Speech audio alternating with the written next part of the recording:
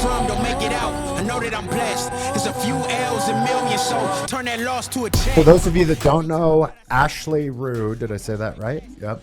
Ashley Ruh, mother, wife, real estate agent, went to school for architecture and design, if I'm not mistaken. You're an interior designer, right? I was Okay. for a while. Yep. Uh-huh. Yep. And 2 kids? 2 kids, 2 little girls, 2 and 5. Mm-hmm. Yeah. So tell everybody who you are. That's a loaded question. Yeah, yeah. So I am a real estate agent with Century 21. I've been in the business for 8 years. And it's flown by. I can't believe it's been 8 years. Goes by fast, doesn't it? It goes by fast. No. Yeah. Before that, my husband and I'm from St. Louis, Missouri originally. My husband's from Columbia. Went to school at the University of Missouri. Like Cartel Columbia or British Columbia? Like middle of Missouri. Yeah, got nowhere. it. Oh, Columbia, Missouri. Yeah. Got it. Okay. Not very exciting. Yeah, I'm like, there's a few Columbias I know. Yeah. All right. Not the exciting one. Yeah, met there, and after college was doing commercial interior design for about 4 years, 4 or 5 years, got an internship in college, and then just kept doing it. And I don't know, it was pretty miserable. Life was just boring. I just wasn't being challenged in any way whatsoever. Were you somebody that went to school like knowing beforehand, hey, this is this path that I'm super excited about, and then it was a letdown? Or did you not really know going into school? I didn't really know. Okay. Like I knew I liked design and architecture. You know, it sounds like luxurious Like, man, and fancy. Yeah, she's an architect. It just, right, like, of course. And so it can be. It can be, yeah. And I just decided I didn't want to go on for more schooling after that. I put myself through college, and so it was expensive, and it was like just working just some really crummy jobs and just like in survival mode. And so I was done. I had enough debt and felt like it may not have been the right path anyway. I'm happy I graduated to have that experience, you know. But yeah, so then my husband and I was just like, I'm leaving. Like, I'm ready to go somewhere. I don't plan in staying. I didn't want to stay in Missouri. So you can come with me, and hopefully you do come with me. And he did come with me. We quit our jobs and we came to Colorado, and we had like no plan. And it's just like so crazy to say that. But So, I mean, just from 2 things you just said. 1, you put yourself through college, right? Number 2, you kind of had this dream. You were in love with this man where it's like, hey, like my heart is being pulled in this direction. I got to go do it to reach my potential. Do you want to come with me? So it's almost like you've had this hustle inside of you for a really long time. yeah. Right? Do you feel like that's something that people are born with, or? I don't know. I have been like, even just recently this year, like trying to figure out like where that comes from, because I am so driven, and I've been that way. I like, even just like, you know, in school, and then in college, and then after, and then now in this business. So I don't know if people are born with it. I think sometimes people, like, different situations, it's like it either makes or breaks you. And I think some of the most driven people have had to kind of just like push themselves a little further because of some situations, you know? Do you feel like sometimes, because like knowing that you're a super driven individual, A-type, do people tend to read you the wrong way sometimes? Like they misinterpret your personality or what your intention is with them? Do you ever run into that? I don't know. I think I'm a tough one to pin down. Because I feel like sometimes people are like, that guy Derek's an asshole. Yeah. And it's like, and look, like I've had to work through this because I realize some of that is the story that I've told myself. But I think that comes from not that I'm an asshole. Like I actually think I'm a super nice guy. Really like interested in people. I love people, but I'm really focused. Yeah. Right. And so I think that can be misinterpreted as like, like I never talked to people. Like even with the company I used to work for, I would go in, I'd go straight. It was just my head was down straight into my office. Yep. And I've had to really work on that because I don't want to give off the impression that I'm a jerk. For sure. You know?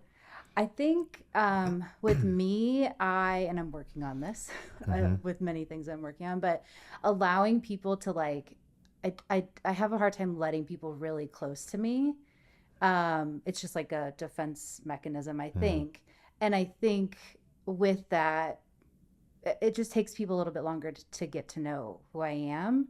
Where do you think that comes from? That comes from... Have you been hurt? That comes from my childhood, for sure. Just some trauma and just some difficulties growing up. So I don't know how real we should get on this show. Get fucking real. Like however as real as you want to get. Okay. That's what it's about. So my dad was an alcoholic, and actually, let me pause you for a second, because guys, here's why this is so important, right? What she just said is why we do the show. How many podcasts are out there and how many individuals are out there where you believe they've reached the pinnacle of success, and then you find out who they really are, and it's nothing like what you thought. Yeah. Right? Yeah. So the whole point of this is like opening up about stuff that you feel compelled to open up about. Yeah, and I think like everybody has a story, everybody has struggled in some way. And that's what like my past has taught me more than anything is everybody has something that they have struggled with. And honestly, you know, the people who haven't, I guess they're, you know, fortunate in that way, but I don't find them as interesting a lot of the times. And I feel like it like really makes some of the best people that I've ever met is absolutely from struggle, you know. For sure. So I don't For know. sure. It's interesting. So, and you were about to talk about so something with my dad, he was sick. He had an addiction to alcohol growing up as a kid. So it was just like there were some just dark times, you know, growing up. I have a younger sister and blended family, so 3 older brothers, and it was just messy and complicated and painful. And I think just some of those experiences has taught me. I'm guarded, I think, because of it. I'm working through it. just be like, because you were let down repeatedly, because you were afraid of what might happen when you come home, kind of thing. Yeah, or? I think it was just like living in a very unpredictable environment. And I don't know, it's kind of hard to open up to people about that. I think there's a lot of judgment around it. And as an adult, my dad and I fortunately had a better relationship. It was never like your typical daughter-father relationship, but we had what worked for us. It just taught me a lot. It taught me a lot about never judge a book by its cover and things like that. So my dad passed a couple years ago to liver failure. And that's been just a journey these last couple of years of like having to kind of open up some of those wounds again, and kind of look at myself in the mirror. And I'm just on like a huge like self-reflection journey right now, which is not the easiest thing. Yeah, it's not, especially when you do the deep work, right?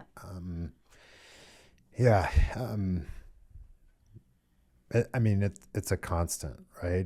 And by the way, I think that the thing that we're most hesitant to talk about, the thing that we're most like, what are people going to think? How are they going to perceive me? Especially in this industry, right? Like that's something I've really struggled with is, you know, I've been in lending for 20 years. Like I'm really good at what I do, but there's still this people pleasing component to my personality. There is still a need for validation.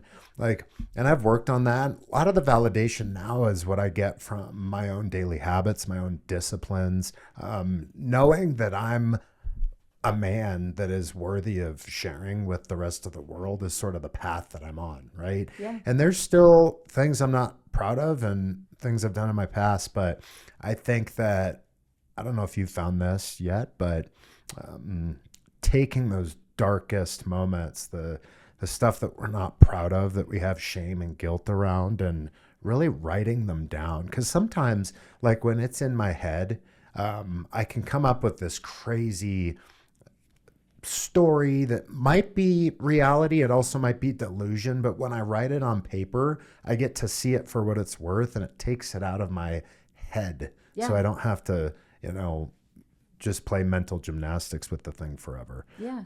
And then being able to share it with somebody that you trust, right? That, won't judge you. Right. And for me too, it's like, I think I talk about it because, well, I don't know, I guess I'm doing the opposite of what I'm trying, like, I don't want that to define me. And so going back to like that drive that's inside of me, it's like, I just want something more for myself, for my family, and kind of changing like the narrative of my life it's just what I've kind of been focused on. And it's so much more like exciting when you can look forward instead of constantly looking backwards. For sure. For sure. Yeah. I think too often we let the past dictate our present, right? And we tend to project into the future and live in fear, right? And really it's like it's such a hard place to live in. But I guess like having kids has helped me with this, but really being present, really being right where you are. And I think it's even more difficult now because of social, right? I mean, we're always comparing ourselves to other people and, envy, wishing we were better, wishing we had something that we don't. And, there's one thing like David Goggins. I don't know if you've read any of his stuff. Can't Hurt Me. He's the ultra marathon runner guy, but he always talks about running your own race. I had some friends over to the house on Sunday. We're doing a little Founders Day for the new company I'm launching. And there's a guy that was there that was coached by David Goggins before he was really David Goggins, know. And I was like, hey, what was your biggest takeaway? And he goes, running your own race. Yeah. Right? Like we just tend to compare everything we do to everybody else. And it's like, if you can look at yourself in the mirror every day, if you can put your head on the pillow at night and go, man, I fucking gave it 100%. Like, I know I'm always capable of more, but I followed through on the little commitments I made with myself. And to me, that's a huge win for the day. Focusing on winning the day. Absolutely. Like comparison, I can fall into that trap, with social media, especially. Being in real estate it's a competitive like environment for sure. And I find myself when I'm doing that, like I'm just not, it just steals like the happiness from me. I'm constantly like thinking that I need to act this way or do that. If they're doing it, I need to do it. And reminding myself like I'm on my own journey, like I'm on my own path. And what makes me unique is just me and who I am, and just like staying the course. And I have to remind myself that every now and then, and also like recently on social media, I've just been like, do I even like this person? Do I even want to follow this person? And like unfollowing people. Yeah. It feels healthy to do that. Totally. Yeah, you're being more intentional with who your real group of friends are, right? Like, the interesting thing about social media content, personal branding, is that, like, for years, I was the guy who was like, I don't want anything to do with it, right? Like, I've always sort of said, hey, I'm this old school, like, let me go to lunch with you or breakfast or coffee or something and get to know you. And I'm still that way, but I think it's because I was so focused on other people. And when I guess I just had a shift in optic with it, where now it's like, what value can I really bring people? So one of my big goals is I want to help 1 million addicts from taking their own life. And I want to help 1 million more achieve their full potential. Yeah. And it's just the beginning of my journey, right? But I think when you look at it from a place of like, I'm a badass. You know, you say that about yourself, and what can I bring that's valuable to an audience? I think it shifts it from being selfish to selfless.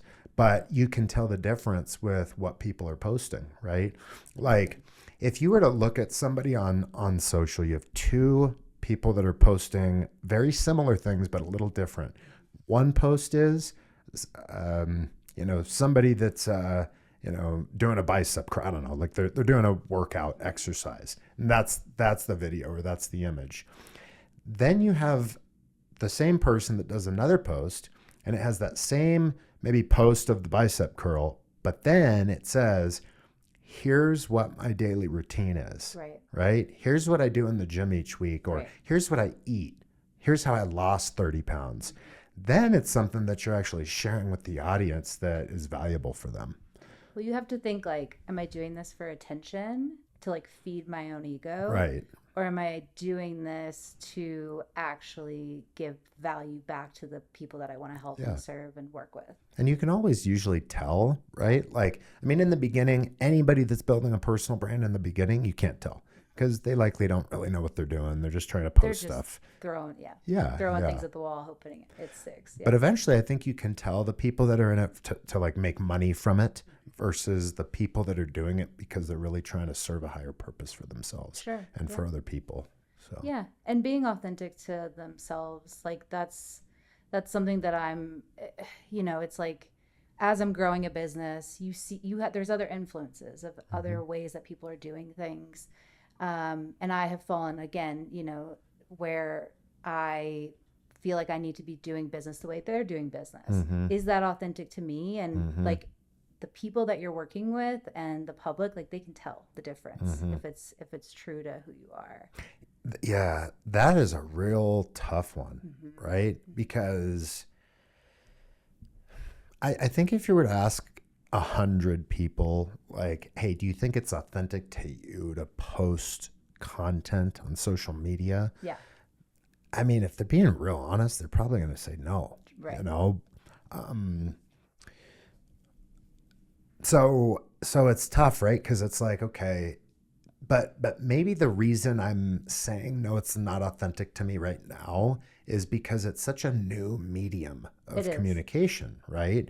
Is it authentic to you to, pay for a bus stop sign? Is it authentic to you to, pay for a newspaper article highlighting your services, right? Probably not. Yeah, but those are things you do because in the past that was a way to expose your business, and so there's just a new form of that, right? And what's cool about it is you have the ability to do it in so many different ways. It doesn't have to be just to sell a product or service. Yeah. Right. Yeah. It's a whole new world. Yeah. I'm navigating it, and I think about like with our kids how they're gonna navigate it, and that's a whole other thing to think about. Oh, you've got. I won't say the word exactly, but you can imagine what it is because of social. You have death rates that have increased over 30%, I believe. Depression, anxiety up over 50% in teenage women. And so I think that there's sort of this dark side to it. And so how do we bring positivity and value to people where it doesn't have to be that way? Yeah. And I think it's just talking about it. It's having conversations like this where, somebody might hear something that you or I said on this today, and, that might make a difference. Well, and I think sharing, like, just sharing, not just, like everybody says it, it's the highlight reel of people's lives, right? Nobody wants to share in those, like, really shitty days. But I think, like, opening up every now and then about, like, the struggles that you've had for sure is so much more like relatable to people. So okay, so you've been in real estate for 8 years. Yep. What was that like when you first made the transition? Like what was it that in your head you're just like, real estate, was somebody encouraging you to do it? Was it like you saw a TV show? How did you get exposed to it and get to a point where you thought, maybe I would be good at that. Maybe I should get my license? So the plan was we were going to move here and I was going to get my real estate license. And my husband is a home inspector.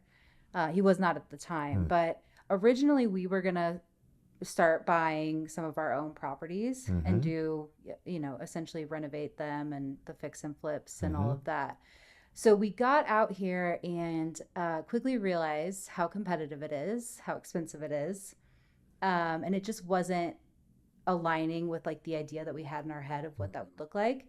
So I just started getting, a few clients here and there. The first year in real estate was not the easiest for me. It just like it takes time to build like that trust. And The team, or did you have a mentor helping you? so I joined, gosh, I can't even remember the name, but I was like an assistant to someone for like maybe 6 months.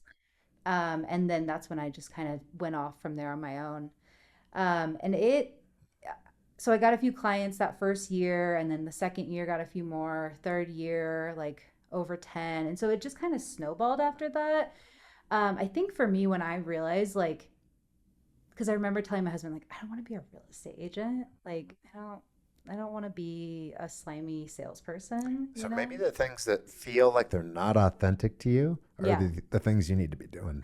Well, I have to push myself out of my comfort zone. Mm-hmm. Like, I just want to stay in my little bubble, Yeah. and feel safe. And I'm an introvert at heart. So I have to like make an effort. I mean, every day I have to make an effort Mm-hmm.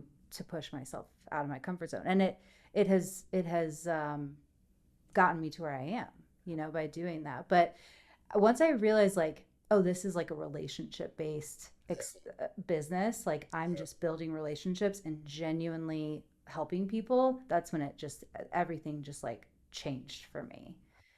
I feel like, especially people that get into anything to make money, right? Especially a sales profession. Yeah. I think it's easy to put the paycheck before the person, right? But then I think what happens ultimately is that individual who, and listen, like, I understand that, like I've been in a place where I'm like, I've got change in a freaking coffee can jar and I'm like taking it to the coin star to like get a few bucks to buy dinner that night. And so like, I'm not shitting on anybody for doing that. But I think ultimately what you find is that when you shift that and it really does genuinely become about relationships and helping people, you no longer need to have it be about the money because the money just sort of comes. Well, people just see right through that. Totally. Like we all do. It doesn't feel good to anybody. So yeah, it's been great. It's been way different than I expected it to be. It's been way harder than I expected it to be. Working a job where how much you make every year is not promised. That's like, it's just something this is the first time experiencing it. And you have to always be like moving forward, like one foot in front of the other. Some days are easier than others.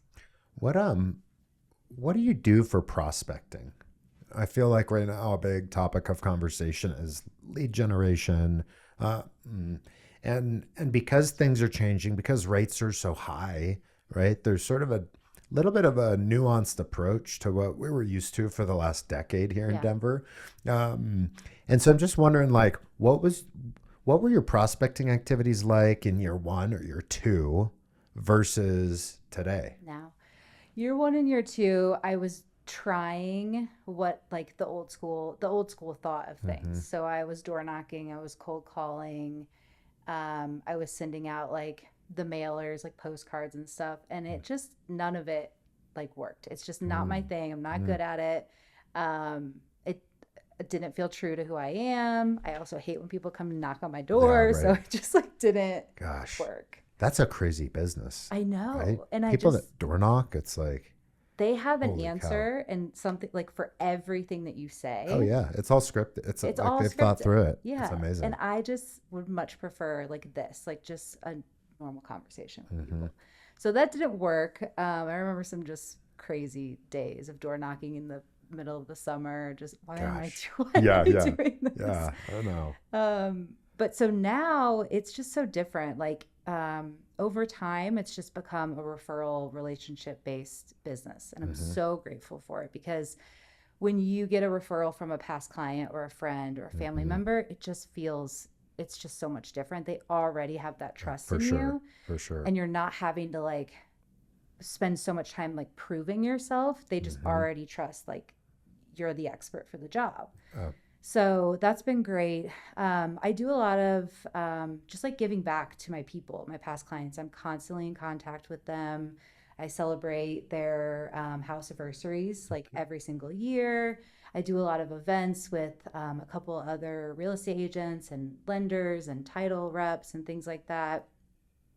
So just recently, I did an event where I took out 5 couples for a Denver food tour. Yep. We just went to 5 different restaurants, and again, just like getting to know each other better. That's a pretty big. So 5 couples. So you and your husband, so you 12 of you were going out. Okay, that's cool. Yeah, it was great. Yeah, It was fun. that's awesome. Right now, I'm getting ready to send a bunch of people Atomic Habits, the book. Oh, yeah. Just, like just little things like touch points like that, where I feel like I'm like actually like giving them value. I do you have a system with that? I don't know. I'm trying to get really clear in my systems. 'Cause it seems like what you're doing is very authentic. I don't know. And everybody's different, but for me, I'm like, man, if it's left to like, hey, Derek, when you feel like it, send it. It's not happening. No, I have a system. I'm, like I said before we started this, I'm type A, like I'm a planner. And she's not my business partner, but we're friends. We're both friends with her. Samantha Miller is a really good friend and colleague of mine. We're each other's competition, which is hilarious, but we work together. We do everything together. We share an office. And we went out into the mountains in November and did some business planning and like just outlined our entire year, like week by week almost, of like, this is the touch point, this is the event.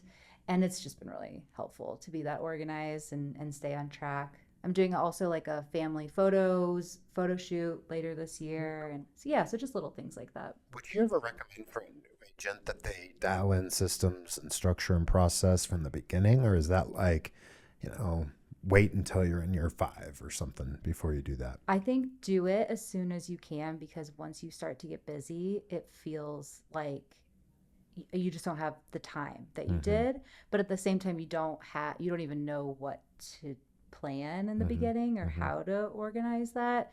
So I tried the first couple of years to come up with systems, and they've just evolved. So I think you can do it and try to get really organized, but just know, like, as you gain the experience and the clientele and just become like more zoned in, it's gonna change, and allow it to change and go back to it every year. Like I am constantly like, how can I make this better, faster for my clients? Yeah, I love that side of things. Like I love the admin, organization, events, like all of that is my jam. Yeah. So would you give a new agent advice to like, hey, find a mentor, find a team you can go work on, or would you encourage them to be an individual agent right off the bat? So I never joined a team. I see the appeal 100%. With that, I don't know, it just never really made sense for me.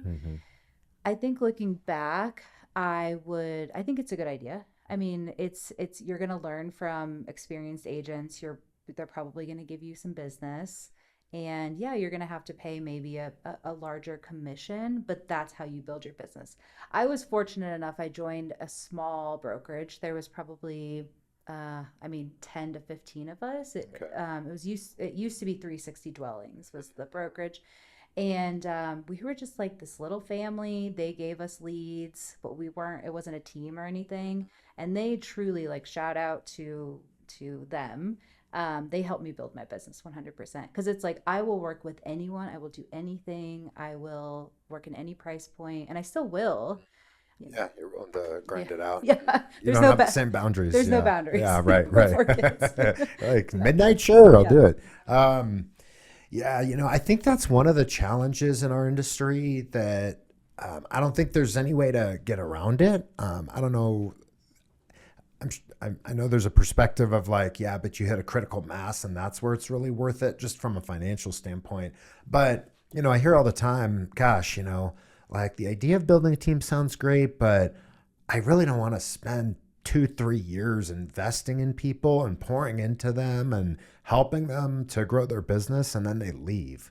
Right. And I think that's just the evolution of a human being, right? Yeah. Like we just want more. Sometimes we think different is better. And so I don't know. What do you think about that?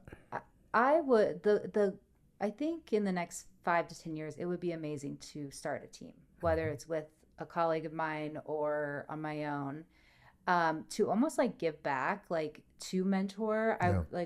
I would love to have had, a little more guidance in the beginning myself. Um, and I think if you're under the impression that those agents are going to stay with you forever, you're crazy. I mean, Yeah, for it's sure. like everybody has to do what's best for them, their family, their goals. And if I can help them along the way, that's great, and there's always going to be new agents coming in. But I think the ideal of scaling and giving back and like taking all of the processes that I have spent hours creating and using that to help other agents, I think that would be awesome. Yeah. Where do you think the industry is headed? I mean, we just had this NAR settlement that happened, right, for $400 million, and um, I don't know. I don't know if you feel it, but it just seems like a lot is changing. There's a lot of movement with how business is being done or how people think it should be done. Um, like, where do you think this lands in the next few years? I don't know. I mean, it's all I've been talking about with Uh huh. people, we've been talking about it in our mastermind and networking. People are asking me about it all the time. I think it's like you sink or swim. It's like kind of like we were talking about with it either makes or breaks you. And I think this is one of those things. And just like COVID, I mean, I think during the pandemic, it was like the, being stuck at home and being isolated, like it really hurt a lot of people. And also a lot of like amazing growth came out of it. And so I think it's all about the way you approach it and look at it. I don't know. They're saying that a lot of agents are going to get out of the business. Do I think that needs to happen? Probably. I think there's a number of people who got into the business that it was easy. Like in Sure. 2021, like you put a sign in the yard and it sold. Yeah. You just didn't have to do a whole lot. So hopefully, I think it'll bring more professionalism to the industry. Sure. I mean, we work really, really, really hard, and we work long, crazy hours, and there aren't a lot of boundaries, and Yeah. it's a lot of time away from our family, a lot of stress, and so I think the people who aren't fully in it and aren't fully serving their clients the best way they should, I think they, will probably leave the Yeah. industry. Yeah. They're saying about 1 million people, right? Yeah. Ironically, as all of this is happening, um, in a different universe, there's the wholesale industry, Oh, right. right? And in the wholesale business, right, which for those that don't know what the wholesale business is all about, it's you go knock on somebody's door, the house is worth 500,000, but they're a hoarder maybe, and you don't have the ability to really list it. They want to sell it or they need to sell it, but they also realize that they're in a position where they don't have the time. So for whatever reason, or they've got medical issues, something's going on and they need to sell the house now. Yep. And so even though they know it's worth 500, they'll take 3.25 cash Right. today kind of Right. thing. Right. But then what that person will do is they'll write up the contract and essentially assign the contract to somebody else who's legitimately going to buy the property for maybe not 3.25, maybe 350. So they can still renovate it, flip it, sell it at the 500,000 and make a good margin. Yeah. But the wholesaler makes, 25 grand on the transaction or whatever. Yeah, it's an interesting business. I mean, they're kind of the middleman a Mm-hmm. little bit. But in certain scenarios, they get some people out of some really shitty situations. So the way that, so 6 states, and it might be more at the time of this recording, but I think as of now, what I know, there's 6 states that are trying to change the laws with wholesaling. So the first thing they said is, hey, wholesalers, by the way, this is the National Association of Realtors that is now saying wholesalers need to get licensed, right? Well, if you think about it, if they know they're losing a million realtors, I mean, how much is that in dues per year? I mean, that's like hundreds of millions of dollars, right? Yeah. So they know that they're losing that revenue. Like if you had a boat with a huge hole in it, you're like, how do we plug the hole? So they tell the wholesalers, you have to go get a real estate license in order to wholesale. So they go get their real estate license and they're like, all right, we'll go get the real estate license. Then they have it. Now you can't wholesale if you have a license. Oh, interesting. So they're attempting to capture, I think, this is just my opinion, right? But it would make sense, right? Because now they just found a whole new industry to force into getting licensed, and not all of those people are going to make it as a wholesaler. That's a tough business. No, I would right? not. That's like combining real estate with door knocking, or a call center or something. Well, and dealing with people who are really, I mean, they're in some bad situation. They're really stressed out, or have they've lost all their money, or whatever it is. Oh. I mean, those are, talk about difficult conversations. That would be tough. Yeah. It's not the world for me. No, I'm same. Stay in my lane. Same. So, any crazy stories that you've had, like going into a house, maybe with a client, and I don't know, like I heard somebody sharing about they went in there like just moths everywhere, or snakes in the closet, or I don't know. No, you have any crazy real estate stories? I've sold, some really just gross properties. Really? Yeah. Oh, so how do you, okay, so all right, so you have somebody that refers you to somebody, you want to take good care of everybody, right? Treat them with dignity, but you show up to the house, this is for the listing presentation, and you're just like, oh man, like, going into it, this is going to be a tough one. I don't know. I've done it. How do you handle that? I just treat them the same way I would treat anybody. I mean, I go through my spiel. This is like, for them in that situation, like that is all the money they maybe have, and it's a lot for them. I just talk to them like I would anybody, and there's just no judgment for me. I think like a lot of the things that I've been through, like there's no judgment. And I think that makes people really at ease. Like I've helped hoarders before. I've helped people who, I helped one investor. He was selling a property. The place was just left in disarray, like needles on everywhere. And so that was complicated. I helped another investor. He had 2 properties side by side. Both tenants just up and left. And this was like in the first couple of years of real estate. And it's like, you'll do whatever you need to do. Sure. My husband and I, we got a dumpster. We cleaned that thing out ourselves. We inherited a boat at one point. Was that a working boat? It was a working boat. It was like this little, I'd have to ask my husband what kind of boat it was. It was a little 2-seater boat, but we couldn't, like the seller, he was like, yeah, I have the boat, but he couldn't find the title. And, oh God, I don't know if I should tell this story, but we had. Oh, you have to tell the story. We had it at our rental for a while, like in the back of the house. We're like, what the hell do we do with this boat? Like, we can't find the title. We can't take it out and use it. We had a boat in the back of the rental, and we sold the rental a couple of years ago. We wanted to avoid capital gains tax, so we sold it. Okay. And what the hell do we do with this boat? So my husband just took the boat and left it like in a random Walmart parking lot, and that boat may still be there. My gosh. I know. Don't go telling us, but I mean, who knows what happened to the boat? I should go by and see if it's still there, but yeah.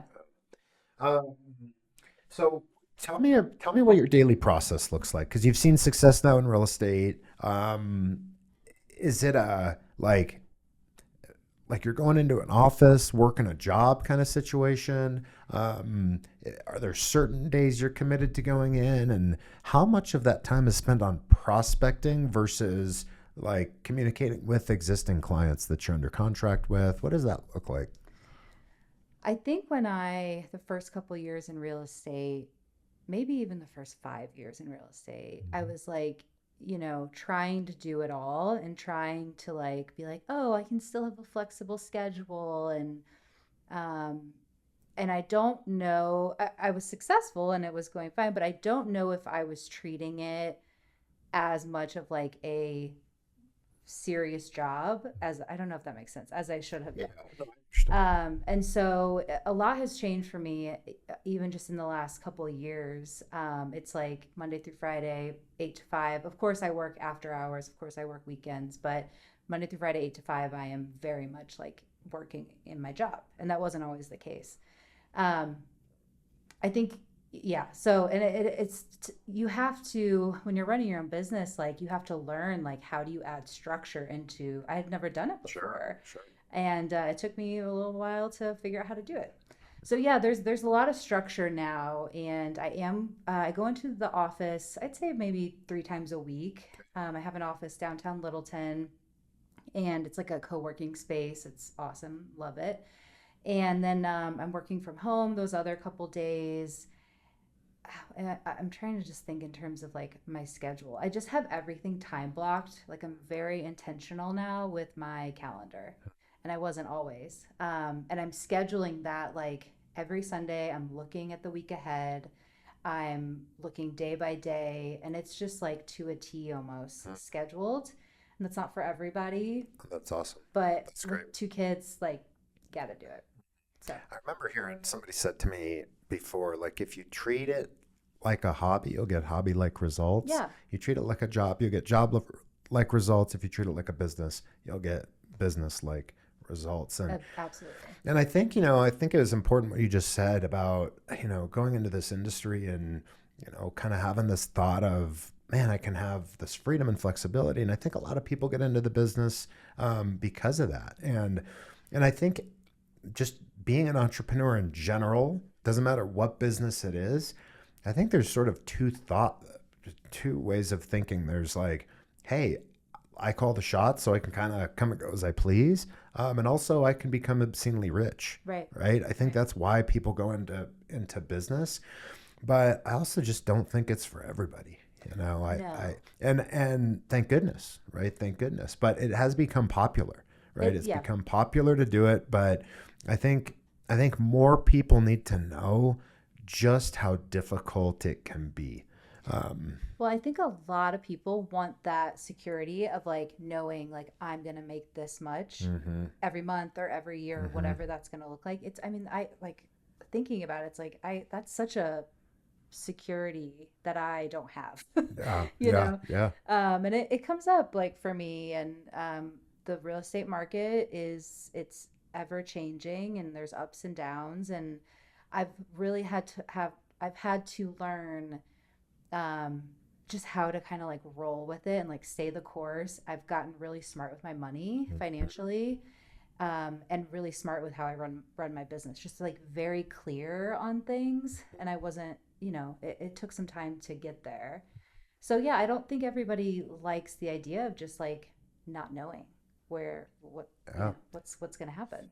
Yeah, you got to be able to step into some faith, when that time comes. But yeah, I mean, there have been many times where, I'm riding high, and then many times where I'm freaking struggling, Yeah. right? It's like, but I don't want either of those situations to dictate who I am and what I'm doing on a daily basis, right? And the other thing, just, for anybody that's looking for a little advice here, like the more you can put yourself, like you had said earlier, put yourself in uncomfortable situations, the more you can try to get in the room with people that are just doing bigger and better things. Every time I do that, like I've got this mentor of mine right now, and this was before I really knew him and trusted him. But when I was getting to know him, I found out how much money this dude made. Yeah. and he makes about $3 million a month. A month. $3 million a month. And I'm just like, I hear this and like, I don't not believe him because I trust him at this point, but I'm just like, what? You know what I mean? Like and I think that the more you can surround yourself with people like this, the thing I've taken from it is you just like, you act different, you walk different, you think differently. You have like, I can be in the room with this guy for, a couple of minutes and I'm just like a different level of confidence and belief. And I think so much of what we do is our own belief in ourselves and just finding ways to constantly improve, like our own belief that we have in ourselves and what we can do. Well, I like to, not, I don't like to, but I do. I put a ceiling on myself at times. We all do. Yeah. And it's like, and then I'll be thinking about it. I'm like, well, look at this person. I'm like, well, why couldn't I do that? Mm-hmm. Well, I can do that, And just honestly, this year, like between being a mom and being a real estate agent or like running my business, I don't know if I ever in my life have taken the time to be like, who am I? Like, and I was just like, so this year has been like a year of transformation of pushing myself out of my comfort zone and like really like diving deep and asking myself those questions. Because I don't have the answer to some of them, which has been interesting. And just this year of doing things that are outside of my comfort zone. I'm being on a podcast right now. Yeah. I like so many different avenues and doors have opened up. I mean, just in like the last couple months, it's unreal when you put yourself out there and you put that energy out there, what comes back. So let's talk about energy for a second. Yeah. So what kind of role do you think energy plays in somebody's success?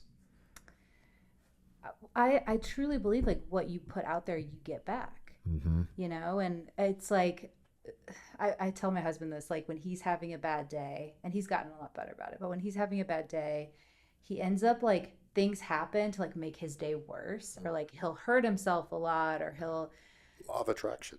Exactly. And I've tried to explain, like, I'm like, when you're putting it out there, you're gonna, and it's also confirmation bias, right? Like you're looking for that confirmation. When I'm in a bad mood, I'm like looking for confirmation that like, it's just a shitty day. Yeah. So you look for things to make you yourself believe that it is an actual shitty day. Yeah. It's bizarre how it happens, but I think it's very cool to think about. Oh. Like you can dictate very much like how your day is going to go. Mm-hmm. And I get, like I've been doing a lot of networking recently. And, I get nervous or there's nerves there. And like, I never walk away from a situation where I'm putting myself out there being like, oh my God, like that sucked, or I wish I wouldn't have done that. Like I walk away being like, I'm so proud of myself, and like, it's just like one step closer to becoming like better. I think our self-talk is everything. Mm-hmm. The amount of bullshit we tell ourselves or that kind of holds us back and keeps us down, and but reframing, right? And I'm really big into framing right now because it's something like that negative self-talk is something I really struggle with, Oh, me too. But what's weird is like a lot of people that know me, they're like, yeah, but you're so positive. And I have that side of me, but there's also a lot of negativity, right? There's a lot of like, God, you're such a piece of shit kind of self-talk. Yeah. And so I'm really working right now to change that, right? And to really, like I said earlier, really to validate myself through the daily disciplines, through the actions that I take, and knowing that it's like the next best thing that I'm doing, and trying not to get too caught up in anything outside of that. But I also think that making sure that you're putting energy and time into a vehicle, into a business where, and I'm just picking on money. It doesn't have to be money, so don't take this message the wrong way. But if money was important to you and you wanted to make a bunch of money, you got to make sure that you're putting energy and time into a vehicle that's gonna produce a lot of money. Yeah. Right? Like, it doesn't make sense to go do something if that path won't lead you to where you want to go. Right. And so finding that path for yourself, I think, is really important, and making sure you know that it's the one that is in alignment with who you are. Well, and like, I don't know, daily, thinking about just like little things, like, is this decision leading me towards like the better version of myself? Like little things, like if I eat this, or if I like have this drink late at night, or whatever it is that like helping me? Is that going to help me the next day to be the best version of myself? Yeah. And it's like, I don't know, when you frame it like that, a lot of times it's like, no, this isn't the best decision. Yeah. You know? Well, also like getting clear on what those things are. Yeah. Right. Because if you're not clear on what we'll take eating, for example, your eating habits. If you're not clear on what the hell you're eating, then it's so easy to just eat whatever the hell you want, right? Yeah. And then the thought doesn't really enter into your mind, is this leading me in the direction that I want to go? Because you really haven't become intentional about that. But if you're intentional with it, then you can ask yourself the question, and the answer's clear. Yeah. It's obvious, right? Because it's in alignment with what you're trying to accomplish.